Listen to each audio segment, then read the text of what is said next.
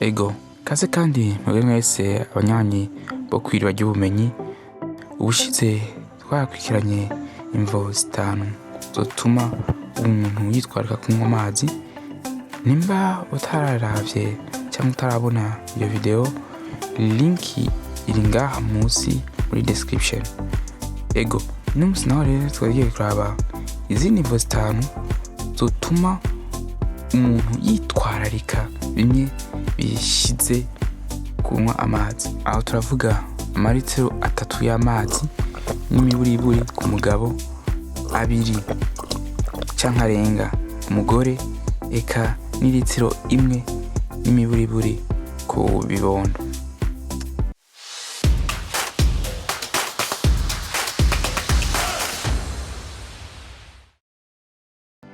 Imvo ya gatandatu, amazi arafasha umuntu kutavyibuha. Nimba abantu benshi bavyibuha, rimwe na rimwe nuko biva ukuntu imibiri yabo imeze, ariko hariho n'abandi usanga biva mu kutamenya canke ukuyirengagiza ibintu bimwe bimwe. Abo ni ba bantu bumvise ko bashonje na gatoya batiyumanganya baca bapfa ivyo bariye vyose, kandi ari ba bandi badakunda ibintu vy'imenyerezo. Nico usanga rero nk'imigi kanaka bavyibushe barenganye. Kunywa amazi rero birashobora gufasha mu kwirinda kuvyibuha. Aho naho si nk'ibindi. Iyo umuntu ashonje, umubiri urandika ikimenyetso aricyo twita sinyare mu bwonko.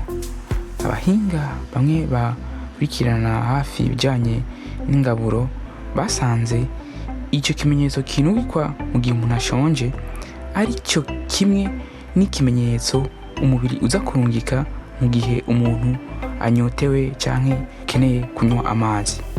Iyo rero wumva ushonje, wewe utagomba kurya, kunywa igikombe nka kimwe c'amazi birashobora gutuma bigabanya ko kumva kushonje. Kuri barya nabo basanzwe bagira bimwe bita ngo ni regime canke basanzwe bagomba konda, abashakashatsi basanze kunywa amazi vyongereza umuvuduko w'ihingurwa ry'ibifungurwa mu mubiri, bimwe bita metabolism. Bikaca rero bituma abo bose bagomba konda batakaza amakarori menshi, bimwe bita mu kirundi cyiza inguvu mva mfungurwa.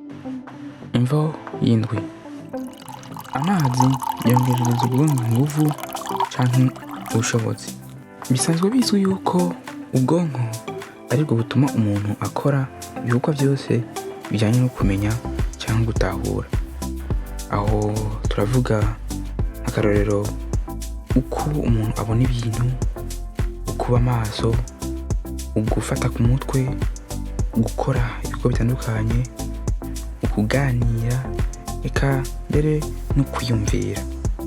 Bivugwa yuko ubwonko bw'abantu buba bugizwe n'ibice bishika ku 80 kugeza 85% vy'amazi. Bivugwa kandi yuko ubwonko bwacu buba mu kinyabuzi bita cerebrospinal canke cephalorachidie. Ico kinyabuzi naco nyene gisanzwe kigizwe n'amazi menshi, nico gikingira ubwonko, kandi muri co niho ingaburo zose canke ivyankenerwa vyose by'ubwonko buca. Ikintu rero gikunda gushika iyo umuntu atakunda kunywa amazi nuko ico kinyabuzi bita cerebrospinal kiragabanuka, bikaca bituma rero ubwonko butaza buraronka ivyangombwa bikwiye. Ingaruka mbivyo rero bikaca bituma umuntu yiyumva ari goyiko. Iyo unywa rero amazi bifasha ubwonko bwawe kuguma ku rugero rwiza, kandi n'ico kinyabuzi bita cerebrospinal kuguma kimeze neza. Imvo y'umunani, kunywa amazi birarinda umuntu kumeneka umutwe. Ukumeneka umutwe kuva kenshi ku mvo zitandukanye, harimwo no kwiganyira, kugira ibibazo bitandukanye mu muryango n'ahandi, kutaryama neza, kuba mu nduru nyinshi, eka n'ibindi. Biravugwa ko rero kubura amazi mu mubiri bimwe bisanzwe bita ngo déshydratation birashobora kuba imvo yo kumva umuntu ameneka cyangwa amenetse umutwe. Abahinga bavuga yuko iyo umubiri ukenye amazi ubwonko bw'umuntu buca bwiyegeranya. Ivyo rero bica bituma habaho itandukaniro hagati y'ubwonko n'agahanga ku ruhande rw'imbere. Ivyo bikiyongera kandi bigatuma rero umuntu ameneka umutwe. Iyo rero umuntu anyoye amazi cyangwa akunda kunywa amazi bifasha cyane cyane uko kutameneka umutwe, kuko ubwonko n'agahanga biguma ku rugero rumwe. Imvo y'icenda: kunywa amazi ntibikingira gusa kumeneka umutwe, ahubwo birakingira n'izindi ndwara zitandukanye. Aho turavuga nk'indwara bita arthrose. Iyo tuvuze arthrose wumve ko ari indwara yo kubabara hagati mu ngingo z'amagufa. Iyo ndwara bita arthrose ni indwara ikarira cyane cyane abantu bageze mu zabukuru, kuko uko imyaka igenda niko n'amagufa agenda arasaza. Umuntu rero agwaye iyo ndwara bipigwa nuko aguma ababara hagati mu ngingo zose z'umubiri wiwe. Abahinga rero baravuga yuko kunywa amazi kenshi biri mu bintu bishobora gukingira iyo ndwara ku rugero rushimishije.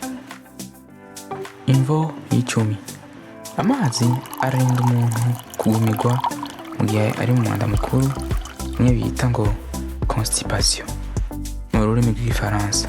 Iyo umuntu agumiwe canke ahora agumirwa, hari imvo nyinshi zishobora kubisigura.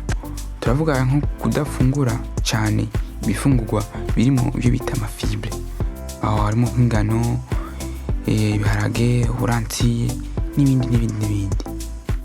Biravuga yuko rero kutanywa amazi bishobora kuba biri mu mvo zituma umuntu agumirwa mu nda. Nico gituma rero bahanura cyane kunywa amazi kenshi imbere n'inyuma yo gufungura. Niba wakunze ino video shonda akamenyetso kavyerekana, hama ntibagire kugira uvuze mu commentaire no kwiyunga natwe ngaha nyene kwiriba ry'ubumenyi, eka no gukwiragiza ino video mu nshuti no mu bagenzi.